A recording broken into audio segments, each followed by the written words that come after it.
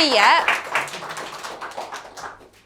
I'm going to leave that there, because if I hold it, something will break.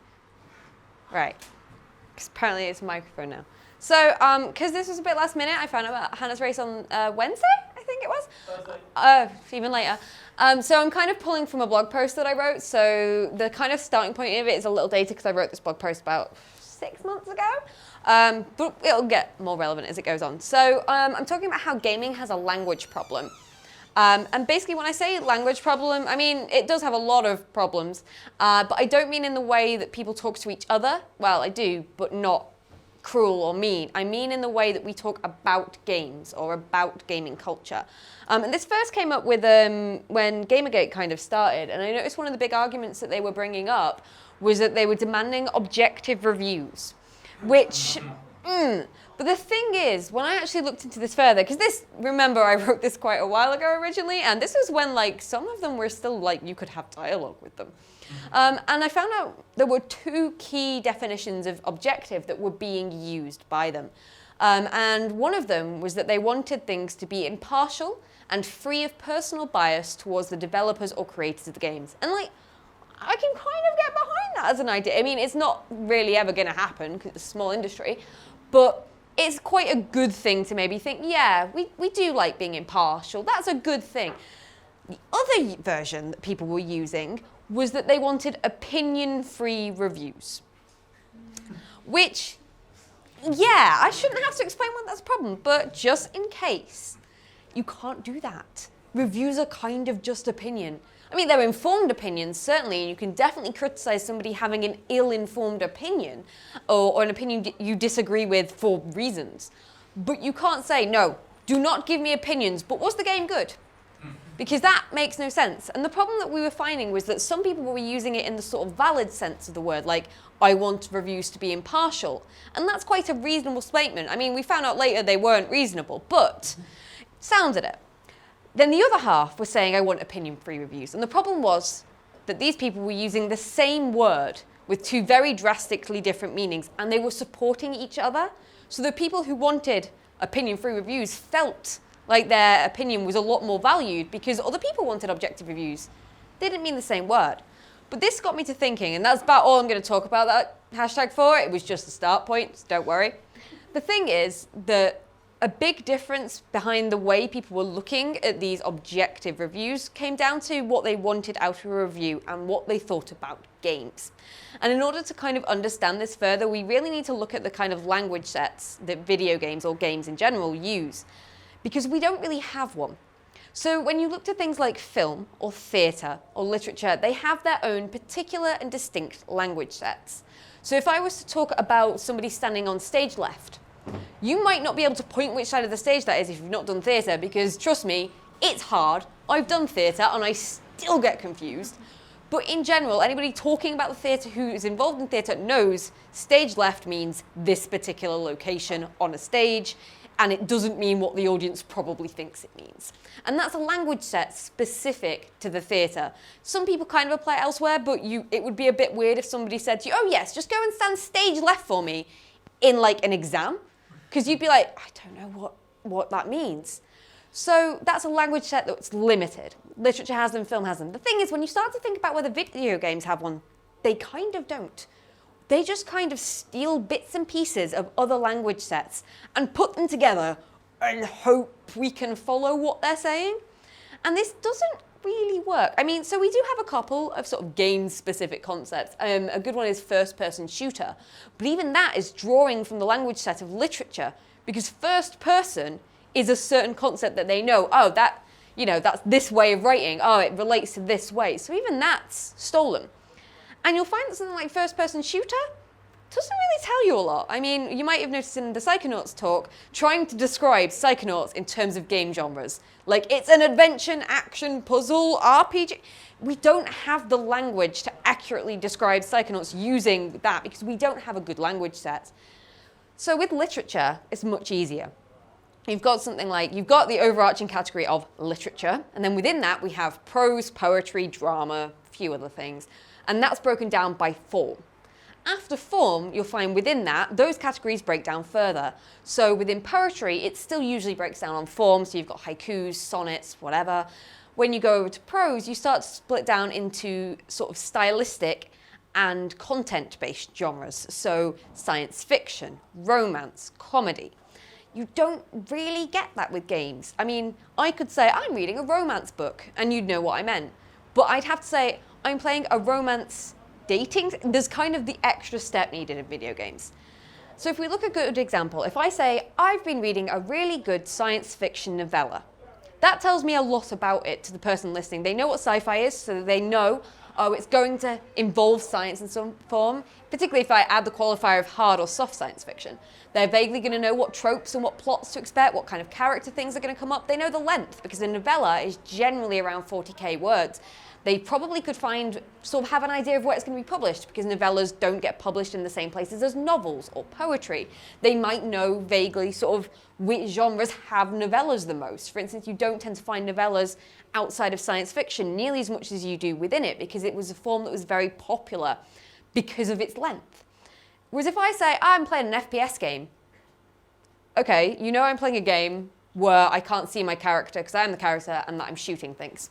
You don't know how long this game might be, you don't know what plot it's going to be, you don't know if it's going to be really violent or if it's going to be like comedy, but you know nothing beyond I'm going to be shooting things and it's on a game. And that's really not helpful. And you might think that maybe you could start adding in extra qualifiers, so you could say I'm doing a sci-fi FPS game, but that's still adding more qualifiers rather than having a new language set.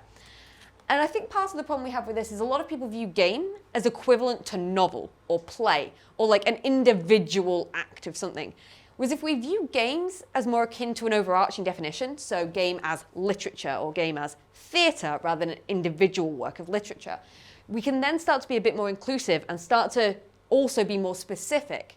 So if we have game as an overarching structure, that can then include video and tabletop games and other ones, but you've already got one distinction. Within video games, do you want to break it up by content? Do you want to break it up by mechanics? There's a whole bunch of options there, and you can start to be more specific. Where am I going? But the big thing this comes up with is that in order to get this language set kind of going and having a good way of kind of communicating about games, we kind of need to make our mind up about how we want to talk about them. And the reason I mentioned the objectivity and subjectivity thing earlier is the reason that different people want kind of opinion-free reviews or they want opinionated reviews is whether they view games as art, media, or product. Because you can basically trace down what people view a game as to what language set they want to be used about it. So the big thing we found when looking into the opinion-free review GamerGaters is that they really wanted, they would often say, you'd say, oh, you know, can you show me a review? What kind of review do you want? And they link you a car review. And obviously a car review, that should be quite objective. I want to know, does the car run? How many miles per gallon can I get out of this car? Is it particularly safe? Like, what's its safety rating? How many seats does it have? Does it have a boot? They're all facts, and they're good facts. When I want to buy a car, they're really important to me. There might be the odd opinion in there. You know, some people like to say, oh, it drives really well, or it feels, and that's where you start to get opinions. But generally, you're probably more interested in how good is this car, like, does it run, than, oh, did you think it was pretty, kind of thing.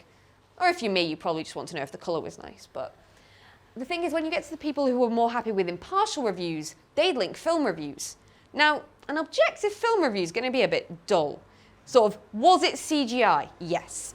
How long was it? 90 minutes. Great. Not a great review. Obviously, what you want to hear is, you know, was it well acted? Was the script interesting? How were the effects visually? And this is not an objective fact because people can disagree. I love The Book of Life. If any of you have seen it, it's absolutely stunning. It looks a little bit like the Black Velvet level, actually, in Psychonauts. And I think it's aesthetically very beautiful. Some people might think it's very garish because it is incredibly bright and incredibly overwhelming. And that's fine because I can say that in a review as an opinion. But that's because I'm considering it a work of art, not a product. If I wanted to view that film differently, it's not really interesting. So in order to start forming a new language set for video games, we need to kind of first decide how we want to talk about them. And it might be tempting to go, oh, well, the people who think it's a product, oh, they're not really seeing the true medium of games. We should be focused on the subjective arts. But games are distinct from literature and film because games can be broken. Like, if you get a book and it's missing a page, that's not a problem with the text of the book. That's a problem with the printing. You could go and buy, they'd issue a reprint and you could go and buy it. Usually, they can be broken. Yes, books kind of can. But, like, if a film stops running in the cinema, you're not just going to go, oh, that's a bug. You're going to go to the desk and be like, something didn't work. And that's probably not the film they were sent. It gets complicated, but generally, games have this additional thing. Like, if I'm looking for a review of a film, I don't need to go, oh, I hope the reviewer tells me that it doesn't run out on the second reel. Because that's just not a thing that occurs. It wouldn't get to cinemas with that happening. And now, Tim here, who you've just seen, so he mentioned he loves Shadow of Mordor. And this was at a point where he'd seen the trailers for months. He'd seen all the idea and was like, I'm buying this game. I was like, Tim, you can't buy this game. We don't know anything about it. He's like, right, I'm going to wait for an objective review. And he's partially been doing that because he knows it really annoys me. But also because he wasn't interested at all. He'd made his mind up. He thought it was a game that was going to interest him. From all the trailers, from all the material he'd read, from the gameplay sessions, he knew it was a game he was willing to take a risk on because stylistically it looked like his sort of game. He just wanted to know if it worked. The moment the first review came out saying, yes, it runs on PC, yes, it's fine, that was all he needed to know to want to buy that game. And that's a valid way to want to engage with video games. It's okay to just need that information to make your mind up, which films and literature you kind of don't need. It would be weird if I started looking through book reviews going, does it have all its pages? That's not, if I found that in a book review, I think I'd slipped into some weird parallel universe. But in a game review, if it was missing detail on that, I wouldn't be confident buying the game. So that's one of the problems that we have, is that while we want to kind of maybe reject the idea that we should be talking about them in this way, they're on a balance line. And instead of stealing language from product and art and ending up with this mismatch that leads to people saying, oh, well, it's a tech thing, so it should be objective, but also opinions, we want a new language set. So a couple of things that I've seen proposed that are really, obviously I'm not going to try and fix like every language problem ever. That would not work. But Jack DeKeep, he's done a few things. You didn't mention the game. I'm going to mention it now. If any of you bought the Magpie collection, when that was out, there's a game in that, and Jack DeKeep's one of the writers on it, and it does some really cool stuff with immersion and things. And he forgot. But also Jack mentioned this, so it's useful. He proposed the idea of game feel instead of gameplay. Because we talk about gameplay all the time, but we use gameplay to cover everything to do with mechanics. So if I said, oh yeah, the gameplay in Assassin's Creed is parkour style running. That's an objective statement. It is. They've built it to include parkour style running. But then I also kind of want to comment on how that feels to play. But that's kind of separate. Saying, oh, it's got parkour style running, that's the gameplay, doesn't count the fact that sometimes when I'm running past the wall, it makes me run up it, and that's really stupid because I didn't want to do that, and it's really jarring, and that's game feel. So by introducing new ways of viewing this as distinct from gameplay, it gives us more vocabulary to talk about these things as distinct from each other. We've then also got the graphics versus aesthetics thing, so you'll find a lot of reviews, and a lot of people in general, as a selling point, it's got good graphics. Okay, but what do you mean by good graphics? Is it hyper-realistic? Does it have high-quality textures? Is it pretty? What are you meaning? Whereas if we can distinguish graphics as, high-quality textures, all these kind of things that you would think of as being solely that involve processor power, that involve that, but nothing to do with art direction. The art direction is very distinct. I wouldn't call Journey a graphically good game. It doesn't have particularly you can play it on a lot of lower end kind of machinery and all that kind of thing. But it's aesthetically one of the most beautiful games I've seen because they have an incredibly strong art style. So by distinguishing between graphics and aesthetics, we start to develop a new language to discuss the two separately. And that way we don't end up having to try and discuss both Call of Duty and Journey in the same terms. Because they both have advantages graphically and aesthetically. Call of Duty is incredibly hyper-realistic, but I find it incredibly boring because it's brown and it's grey. Journey is much simpler and much lower stress on your machine, but it's very, very, very beautiful because it's got a very key understanding of what it's doing with colour, what it's doing with light, and it's very consistent. So by developing this language set around here, we'll start to be able to tease out more interesting critical perspectives on that sort of distinction. finally, following up on what Tim was saying, we've got the immersion and interaction side. Now, this is the bit that gaming really struggles to talk about because it's not a thing that really happens with literature film. So we don't have a language set that we're stealing from. So whereas usually we can be kind of like, oh yes, this was like in a first person angle or these camera angles, and we're pinching things from other things.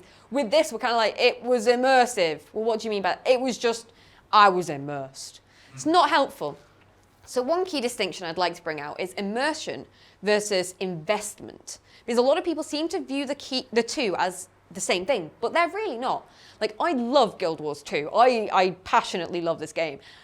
I don't feel immersed in this game at all. Like, my character is definitely not me. I don't relate to her. She has, like, no personality, and not through any fault of me not trying. They're just, it's an MMO. It's very hard to give them personality. And I'm not that invested in, you know, some of the characters. There's a couple, mostly because they're quite cute, but that's about it.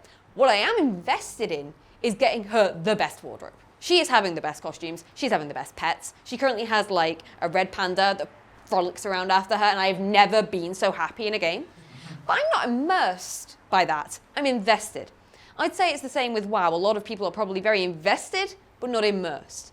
And I think distinguishing between the two would give you better language. Because I'd say you could very easily be invested in a self-insert fanfic like Dragon Ball Z. Like, definitely. Not so much immersed, but maybe you'd be invested in your own character.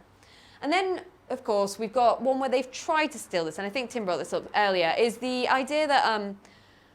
So in theatre, we have a notion of breaking the fourth wall. And that's where the actor steps out of character for a moment, usually, or even in character, and talks to the audience as aware that the audience is there. And it's the fourth wall because they're not meant to be aware of an audience. And sometimes people try and apply this to games. Usually in the moments where sort of you have your, like a narrator character talks to your character in the game with information designed for the player. But that's not breaking the fourth wall. Because the characters are talking in character, in the game, in the setting. They're not aware there's an audience in this sense. This is usually when it's kind of the, oh, do all these things. Press A to do these things in the middle of some deep conversation. But if we start to use language like, and I've already seen it being used, like breaking the fourth wall, we're doing it like an injustice to this, because that's not what that is. Whereas if we can coin kind of new terms and new ways to describe this, it gets easier to explain what we're doing. And I'm probably going to say it's Wittgenstein. It's probably not Wittgenstein. There's a bunch of philosophers that do this. Language is a key way of how we actually set up the world. There's a bunch of kind of experiments that show this, done around different places in the world. But if you don't have the language to describe something, you very often can't experience it in the way somebody with the language can. I think it's colours blue. I cannot remember where this study was done. I will try and look it up so Jake can put a link in the video or something. But there was a group of people who had a lot less words for blue than we do. So we have like turquoise, light blue, duck egg blue, dark blue. We have a lot of distinguishing. So we can see those shades. But to people who it's just blue, you show them something like, yep, blue, yep, that's the same, that's blue. But the moment you start to introduce distinctions, they're like, oh yes, that is different now. So there is a way in which your language use will affect how you participate in a world. So by not having its own language, video games is stifling itself as a creative medium because it's currently just stealing words, which is fine. I mean, film did it from books and theatre, but beyond that you then have to take the next step to use that to develop, which films have done, and unfortunately video games are not doing, as you may have noticed. The problem with this is, of course, critics are often valiantly trying to introduce new terms, as are academics. You might be familiar with something like ludonarrative dissonance, which came into vogue for a while. The problem with that is it comes in sort of as an academic discourse thing. Some critics pick it up. It does not filter through to consumers. And much as we might want to say games are not about consumers, unfortunately, the way that language evolves around it does require consumers to be aware of it. If you're going to be talking about a game to people, and you go, oh yes, ludonarrative dissonance, and they just look at you blankly, you're getting nowhere. You can spend the time explaining it, but if you have to do that every time you use the word, it's not really a practical term. It needs to be something we can latch onto. So while people have been trying, as you can tell from the fact that it's very difficult to think of any gaming-specific terms that aren't kind of adaptations of something else, we don't really have a language set for gaming. So I apologize if that was a little rushed. It was done in 3 days. But yeah, that's basically what I'm arguing for with that talk, is that It won't fix a lot of problems gaming has. A lot of them cannot be fixed this way. But the fact that we find that games tend to follow very similar genre types, and they don't tend, I mean, I'm going to talk about bigger games here. Indie games do a lot more. But we don't get too much experiments with mechanics, or if we do, it's adapting a core, like this is an FPS, but we changed a little bit of something, or this is a platformer, but now in 3D. And because that's how we're viewing genres, we're limiting ourselves to being mechanically focused. If we start to expand how we view genres, we might get something else. I'm talking too much. Again, if we started to talk about game feel versus gameplay, you can have critical discussions on, well, the gameplay in principle was a good idea. Yeah, but practically it didn't work. So while the gameplay of Assassin's Creed was intended to make you feel like a badass parkour person, what actually happened is I felt that a complete klutz who didn't understand how the world worked. I just end up on top of a building like, why am I here? That didn't, work. And that's I want to say dissonance now, and I feel really bad, between the gameplay and the game feel. Equally, when we develop beyond being able to say, this game has good graphics, to this game has a strong art style, versus this game is hyper-realistic, we get a bit more distinct. And we'll stop getting trailers that are all like, good graphics, and Geralt's sodding beard. So that's basically what I'm arguing for. So this would be my question. When you're talking about video games, whether it's to somebody else who plays them, or more importantly, to somebody who doesn't, try and kind of think about how you're talking about things. Are you falling back on kind of lazy discussions? Are you just saying, oh yeah, it's got good graphics, when what you actually mean is it's got a really good art style? Or are you saying that kind of thing? Try and think about it in your everyday life and see what kind of language sets you can think, why is nobody using this? It might work. That's me done then. So yeah, I'm going to go because that's obviously, I've been talking a long time. I didn't overrun that much, did I, Jake?